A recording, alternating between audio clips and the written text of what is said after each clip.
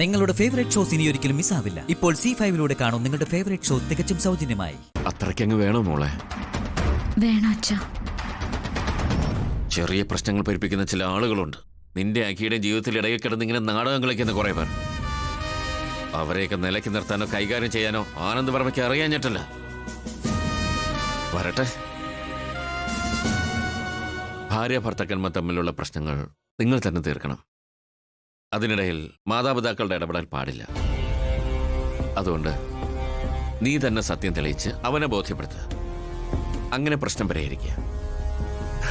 ഏതായാലും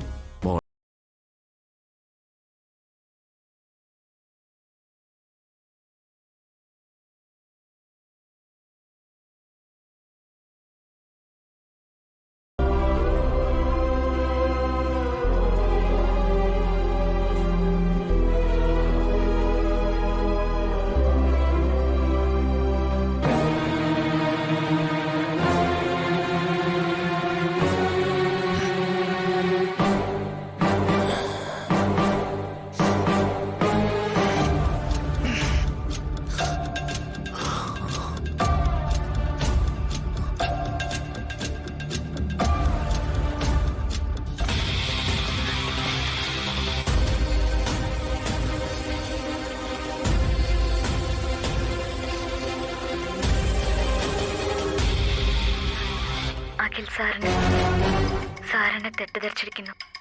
അതുകൊണ്ട് ഞാൻ വീട്ടിലേക്ക് പോവാ. സത്യം തെളിയിക്കാതെ ഞാൻ തിരിച്ചു വരില്ല.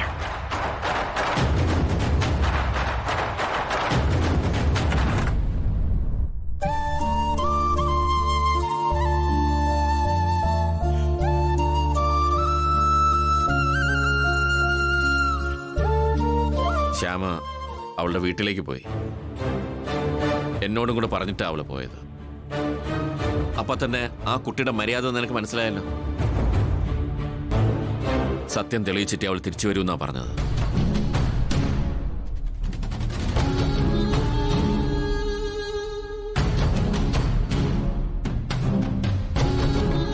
നീ അവളെ അവിശ്വസിക്കരുതായിരുന്നു.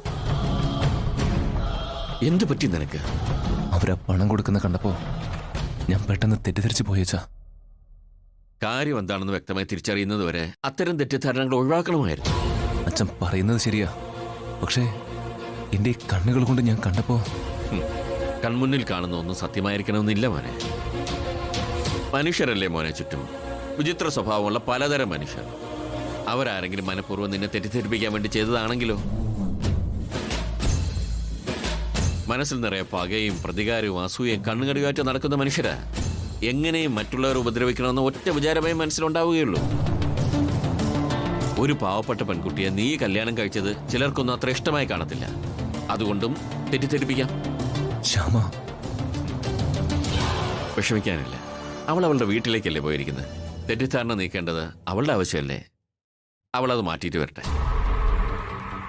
അത് നിനക്കും നല്ലത്, അവൾക്കും നല്ലത്. അക്കാര്യത്തിൽ ഒരു സംശയവും വേണ്ട.